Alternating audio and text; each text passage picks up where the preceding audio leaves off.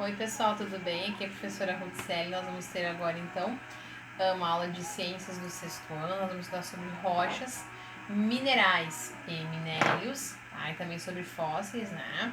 Que tem tudo a ver com composição do solo, que a gente já estudou nas nossas últimas aulas. Então vou dar um tempinho agora para vocês pegarem um caderno, um lápis, uma borracha e uma caneta, porque nós vamos precisar anotar no caderno algumas coisas, tá bom, pessoal? Pega lá então.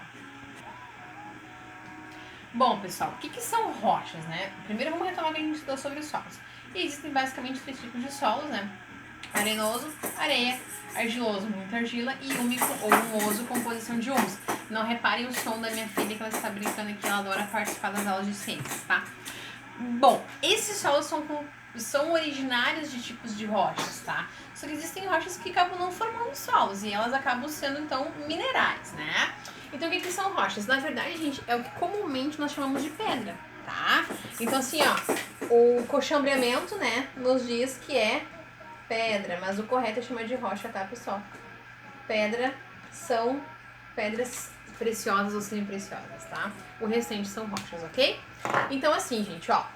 Então, são estruturas minerais que dão origem aos tipos de solos, né? Então, 3 tipos básicos. Magmáticas, que vieram da onde? Origem da lava do vulcão. Não é larva, é lava, ok? Um exemplo comum, o granito, tá? O que acontece, então? O vulcão, tá? Tá lá no solo. E aí, a gente tem o vulcão, né? Geralmente, uma estrutura montanhosa. Aqui dentro existem fendas no solo e aqui dentro existe muita mudança de temperatura. O que acontece? Para equilibrar a temperatura do solo, há experimento de lava, tá? Então, o vulcão é como se fosse uma válvula de escape, assim, ó. Pra terra não derreter, pro sol não derreter. O vulcão é como se fosse uma válvula de escape pra gente poder sobreviver, né? Se não houvesse o vulcão, daria problema. Então tem que ter uma fenda, né? Geralmente é perto de uma placa tectônica aberta, como você deve ter visto na geografia, ou vão ver. E aí, espelha a lava para resfriamento da terra, tá? Quando sai a lava, quando ela resfria, ela pode virar rocha magmática, tá? Talvez vocês possam encontrar por aí a informação como rocha ígnea, tá? Mesma coisa, ok? Ígnea ou magmática. Resfriamento do magma. Outro tipo, rochas metamórficas. São rochas que passam por mudanças metamórficas, de metamorfose, né? São rochas que, com o passar do tempo, vão mudando a sua aparência de uma para outra. Um exemplo muito comum é o mármore, a ardósia. A ardósia é uma rocha que é muito usada assim para fazer calçamento e ela não é muito boa, porque ela cria bolhas, né? Depois de um tempo ela acaba descascando, porque ela é uma rocha metamórfica. Hoje ela tá assim, daqui a um tempo ela fica de outra forma, né? O mármore não é tão evidente, mas o mármore, por exemplo, tem orientação de não colocar produto químico em cima, algumas coisas, porque ele pode inclusive mudar a cor, tá? Porque ele pode manchar, ok? E o que são rochas sedimentares, gente? São formadas pela deposição de sedimentos, ou seja, restos ao longo do tempo. Então, são rochas que se acumulam, tipo assim, recebem ventos minerais, alguma coisa assim, e acaba formando uma estrutura rochosa, tá? A gente tem aqui perto de nós, né, aqui em Parobé, um baita de um depósito de rocha sedimentar, aqui no Morro da Pedra, né, que o pessoal chama de pedra grés, que é a pedra vermelha, né? Ali tem formação do solo com pedra grés e tem o Morro da Pedra, né, que é onde tem várias extrações de pedra, que seria a pedra agnais, né, que é uma pedra que se extrai é um subproduto dela, né. Então a gente tem formação rochosa assim. Uma coisa interessante de lembrar, gente, aonde tem rocha magmática é sinal de que houve ação vulcânica. Então assim, ó, se perto da tua casa, sei lá, da casa não, mas por exemplo, o basalto é uma rocha metamórfica, tá? Desculpa, magmática, veio do magma, tá? Aonde tem rocha de basalto natural é lugar onde passou lava de vulcão. Então, é claro que é ação de milhões de anos, mas passou por lá também, tá? Vamos esperar um pouquinho agora para vocês copiarem, que tá aqui no quadrinho, tá? Vou pegar esse tempinho para vocês copiarem.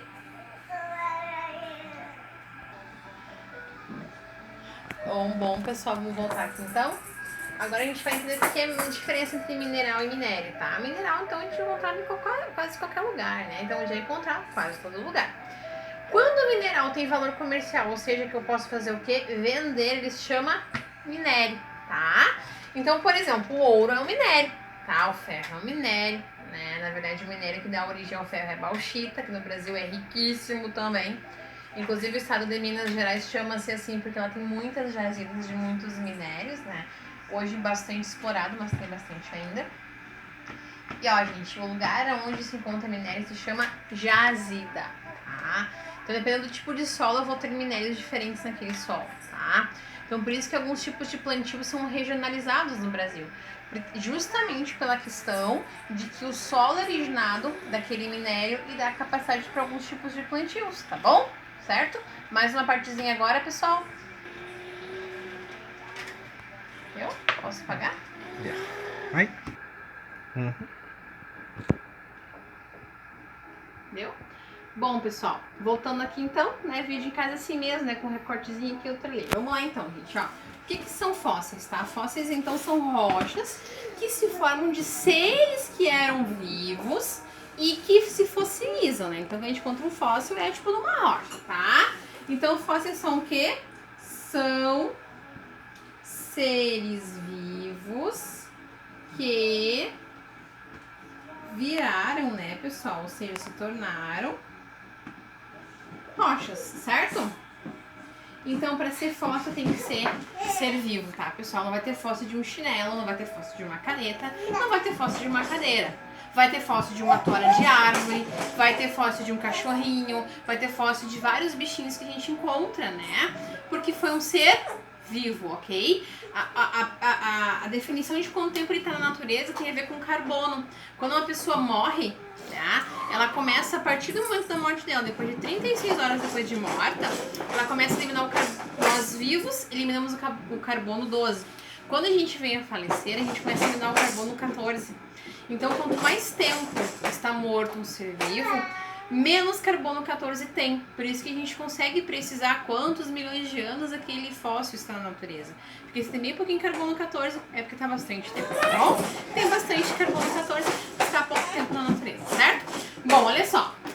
Existe no Brasil uma coisa maravilhosa que se chama petróleo, gente. O que é o petróleo, gente? É um óleo fóssil. O que quer dizer óleo fóssil, pessoal? Um óleo que veio do quê? De fósseis, tá? Então, o petróleo, gente, ele é um óleo formado da decomposição de matéria orgânica de milhões de anos. No Brasil, a gente é rico em petróleo. Tem países mais ricos que o nosso. E por que a prof tá falando sobre petróleo, gente? Agora, eu vou pausar um pouquinho pra vocês copiarem aqui.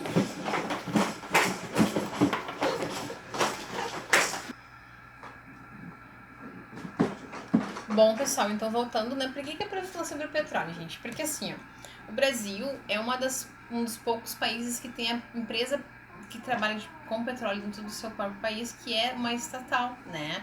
A Petrobras foi feita pelo governo do Getúlio Vargas, um dos presidentes que vocês vão estudar, presidente gaúcho, né, nascido em São Borja, um grande sonhador, assim, que pensou muito na questão do trabalho, na questão da conservação do meio ambiente. Por incrível que pareça, naquela época ele pensava bastante nisso, embora não haja muita influência para isso, mas ele pensava bastante.